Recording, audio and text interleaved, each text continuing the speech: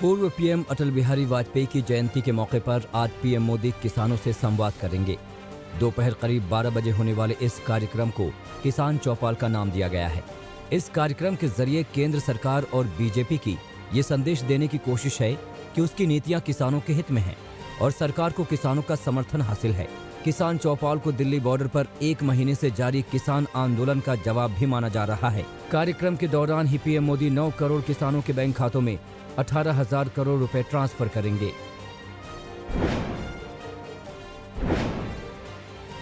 किसान चौपाल को कामयाब बनाने के लिए बीजेपी ने पूरी ताकत लगा दी है। कई केंद्रीय मंत्री, बीजेपी शासित राज्यों के मुख्यमंत्री और दिग्गज बीजेपी नेता इस किसान चौपाल का हिस्सा बनेंगे। गृह मंत्री अमित शाह किसानों के साथ दिल्ली के वसंत कुंज इलाके में पीएम का संबोधन सुनेंगे। इसके अलावा केंद्रीय मंत्री निर्मला सीतारमण भी दिल्ली में होंगी, प्रकाश जावड़ेकर चेन्नई में, जबकि रविशंकर प्रसाद पटना में और यूपी के सीएम योगी आदित्यनाथ लखनऊ में किसानों के साथ होंगे।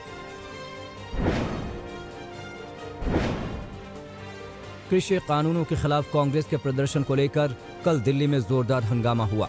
मार्च निकालने की तैयारी में जुटी प्रियंका वाड्रा समेत कई कांग्रेस नेताओं को पुलिस ने हिरासत में ले लिया। वहीं राहुल गांधी ने सरकार पर निशाना साधते हुए कहा कि देश में अब लोकतंत्र सिर्फ ख्यालों में है। राहुल पर पलटवार करते हुए बीजेपी नेताओं ने उन्हें इमरजेंसी की याद दिलाई। राहुल गांधी ने राष्ट्रपति से मिलकर कृषि कानूनों के खिलाफ देश के 2 करोड़ किसानों के हस्ताक्षर सौंपे।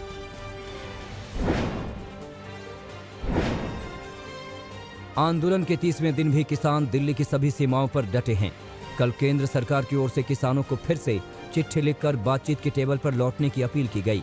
सरकार की चिट्ठी में कहा गया है कि वो सभी मुद्दों पर खुले मन से बातचीत के लिए तैयार हैं। साथ ही एमएसपी के बारे में लिखित आश्वासन देने के लिए भी तैयार है। बुधवार को किसानों ने आवश्यक वस्तु अधिनियम में संशोधन की बात भी उठाई थी। इस पर सरकार की ओर से कहा गया है कि नई मांग रखना तर्कसंगत नहीं है, फिर भी इस पर चर्चा की जा सकती है।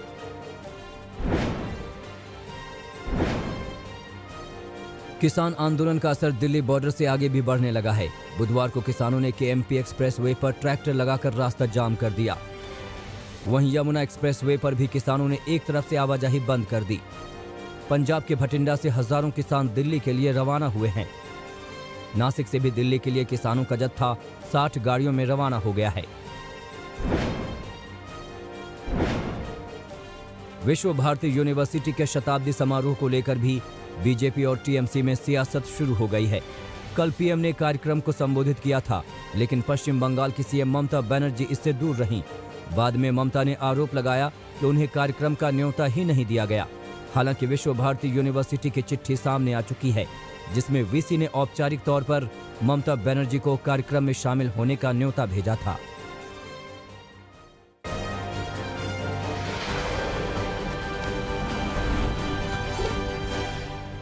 भारत में कोरोना वैक्सीन पर सरकारी मुहर लगने से पहले ही मुस्लिम संगठनों ने इस पर ऐतराज जता दिया है।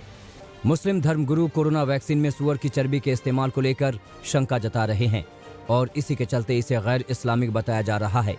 ये विवाद चीन की कोरोना वैक्सीन को लेकर उठा, लेकिन अब कई मुस्लिम धर्मगुरुओं की मांग है कि भारत सरकार कोरोना वैक्सीन तय करने पर उन्हें बताए कि वैक्सीन में कौन सी चीजें इस्तेमाल की गई हैं।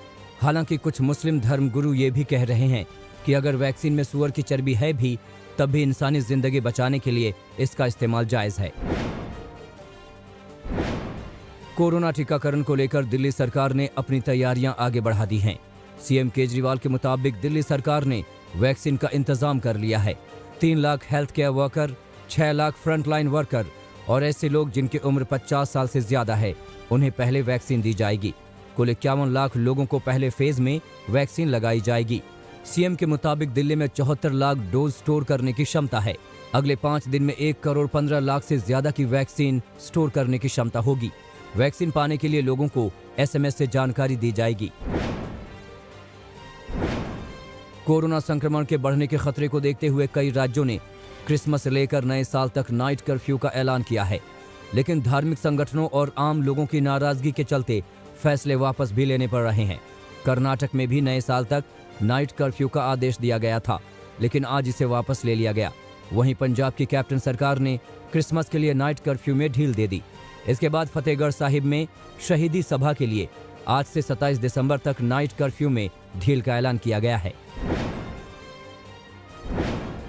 जम्मू कश्मीर में सुरक्षा बलों को आतंकियों के खिलाफ कल दोहरी कामयाबी मिली। बारामूला में मुठभेड़ में जैश ए मोहम्मद के 2 आतंकवादी ढेर कर दिए गए। इनमें से एक पाकिस्तानी नागरिक था।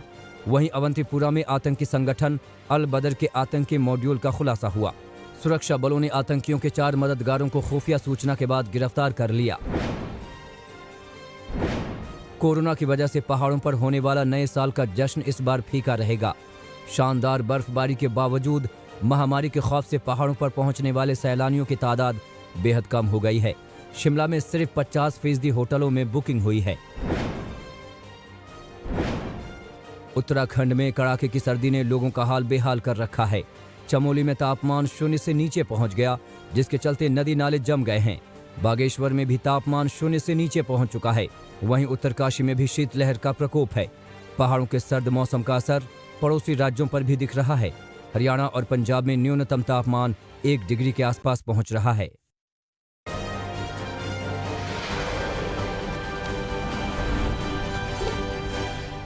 एमपी के सागर में एक अफसर का मजदूर को लात मारते वीडियो वायरल हो रहा है। दावा किया जा रहा है कि वीडियो में जो शख्स लात मार रहा है वो मालथोन तहसीलदार सतीश वर्मा है और जिसे लात मारा जा रहा है वो एक मजदूर है। वायरल वीडियो पर कलेक्टर ने चुप्पी साध ली है।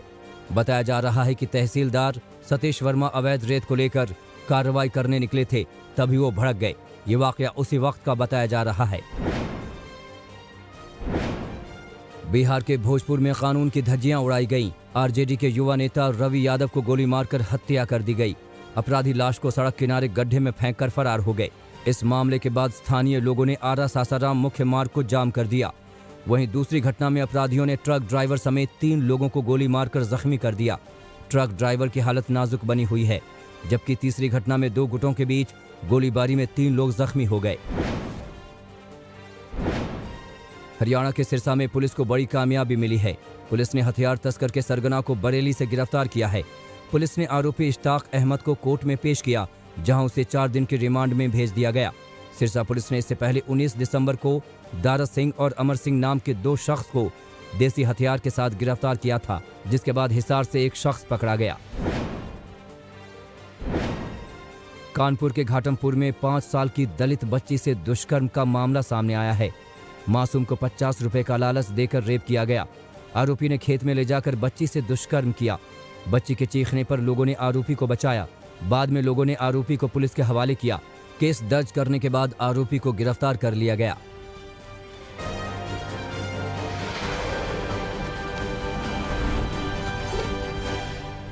दौसा के झाजीरामपुर गांव में एक युवक ने युवती पर जानलेवा हमला किया। हमले में युवती बुरी तरह घायल हो गई। गंभीर हालत में युवती को जयपुर रेफर किया गया। फिलहाल युवती की हालत नाजुक बनी हुई है। वारदात में इस्तेमाल धारदार हथियार को बरामद कर लिया गया है। फिलहाल हमले की वजह का पता नहीं चल पाया है। युवती पर जानलेवा हमला करने वाले आरोपी विक्की उर्फ संजय मीना को गिरफ्तार कर लिया गया है। अलीगढ़ में दहेज के लालची पति ने क्रूरता की हदें पार कर दी। पति ने पत्नी को भूखा प्यासा रखकर कुत्ते से कटवाया। इतना ही नहीं, सन की पति ने पत्नी को जलाकर मारने की भी कोशिश की। फिलहाल पीड़िता का अस्पताल में इलाज चल रहा है, जबकि पुलिस आरोपी की तलाश में जुटी हुई है। बिहार के सुपौल में नाबालिग की हत्या कर दी गई। त्रिवेणीगंज थाना क्षेत्र में अपराधियों ने अगवा करके पहले नाबालिग की हत्या की और फिर नहर किनारे फेंक दिया। परिजनों के मुताबिक गांव में ही घर के बगल में मृतक भोज खाने गया था, लेकिन शाम 7 बजे के बाद वो लापता हो गया। जिसके बाद तलाश शुरू हुई तो रात 9 बजे के करीब पता चला कि अज्ञात लाश नहर के किनारे पड़ी हुई है। मृतक की पहचान सौरभ कुमार के रूप में हुई।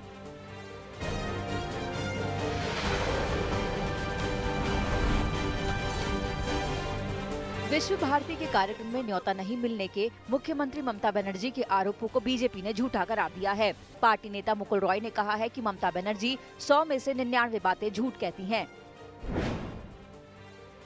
আপনি চিঠি দেখেছেন যে রাজ্য সরকারকে আমন্ত্রণ জানানো হয়েছে? না মুখ্যমন্ত্রী দেখেছেন, দেখিয়েছেন? না, তৃণমূল বলতে পাঠায়নি। 100টার মধ্যে 99টা মিথ্যে কথা বলে মমতা ব্যানার্জি।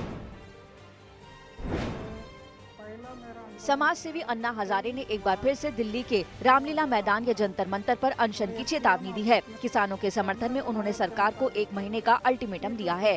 कहा है कि जनवरी के आखिर तक अगर केंद्र सरकार ने स्वामीनाथन आयोग की सिफारिशों को पूरी तरह लागू नहीं किया तो वो अनशन का फैसला ले लेंगे। इसमें MSP को और किसानों से जुड़े कई अन्य अहम मुद्दे भी शामिल हैं। अन्ना हजारे ने 2 टूक कह दिया कि वो दिल्ली में जो इस बार अनशन करेंगे वो उनके जीवन का आखिरी अनशन होगा। मेरी जो मांगे है वो अगर स्वामीनाथन आयोग के मुताबिक C-250 के मुताबिक MSP दे दिया, फिर किसानों को सही दाम मिलेगा और हमें आंदोलन करने की जरूरत क्या फिर। हाल ही में बीजेपी छोड़ TMC में शामिल हुई नेता सुजाता मंडल ने शुभेंदु अधिकारी को चुनाव लड़ने की चेतावनी दी है। कहा कि वो खुद शुभेंदु के खिलाफ बंगाल की 294 सीटों में से किसी भी सीट पर चुनाव लड़ने को तैयार हैं। सुजाता मंडल ने शुभेंदु अधिकारी को चैलेंज करते हुए कहा कि चुनाव में उनकी हार सुनिश्चित है।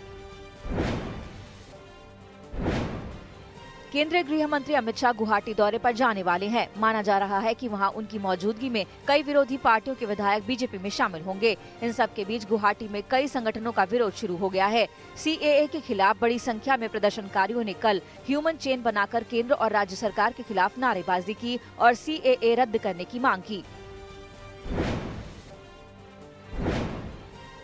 2022 में गुजरात में होने वाले चुनावों के लिए कांग्रेस ने अपनी तैयारी तेज कर दी है। पार्टी ने चुनावों से जुड़ी कमेटी का ऐलान कर दिया है।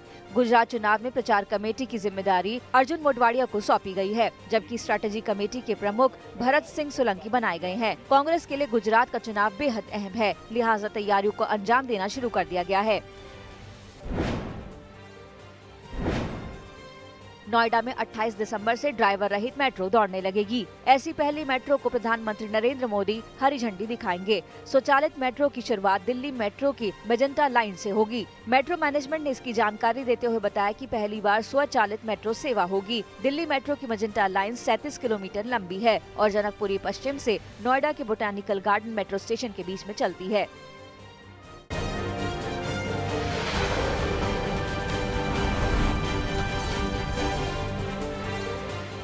दुनिया भर में कोरोना का खौफ बढ़ता जा रहा है। संक्रमण का कुल आंकड़ा 8 करोड़ के करीब पहुंच चुका है, जबकि दुनिया में कुल मौतों की संख्या 17,50,000 के करीब हो गई है। सबसे गंभीर हालात अमेरिका में है, जहां कुल मामले 1,91,00,000 से ज्यादा हो चुके हैं। सिर्फ अमेरिका में ही मौत का कुल आंकड़ा 3,37,000 से ज्यादा हो गया है।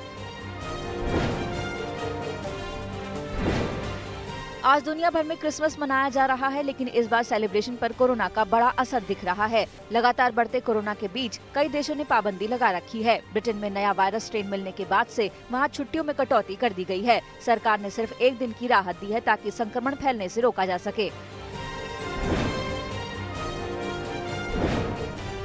11 महीने की लंबी बातचीत के बाद आखिरकार ब्रेक्जिट डील पर मुहर लग गई है। यूरोपीय यूनियन और ब्रिटेन के बीच व्यापार समझौता फाइनल हो गया है। इसके लिए 31 दिसंबर तक की समय सीमा तय की गई थी, लेकिन उससे 1 हफ्ता पहले ही ये कामयाबी हासिल हो गई है। इस समझौते को ब्रेक्जिट फ्री ट्रेड एग्रीमेंट का नाम दिया गया है। इसमें दोनों पक्ष एक दूसरे के क्षेत्र में जाकर अपना माल बेच सकेंगे। इस समझौते से जुड़े दस्तावेज जल्द ही सार्वजनिक किए जाएंगे।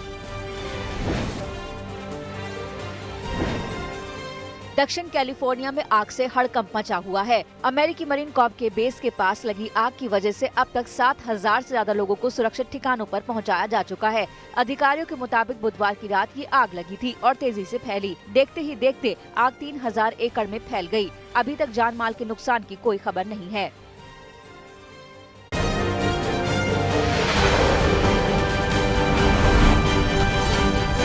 नमस्कार, मैं हूं अंजना ओम कश्यप। हमें उम्मीद है ये वीडियो आपको पसंद आया होगा। लेटेस्ट खबरों के लिए यूं ही देखते रहिए आज तक, और इस वीडियो के पसंद आने पर लाइक, शेयर एंड सब्सक्राइब करना ना भूलें।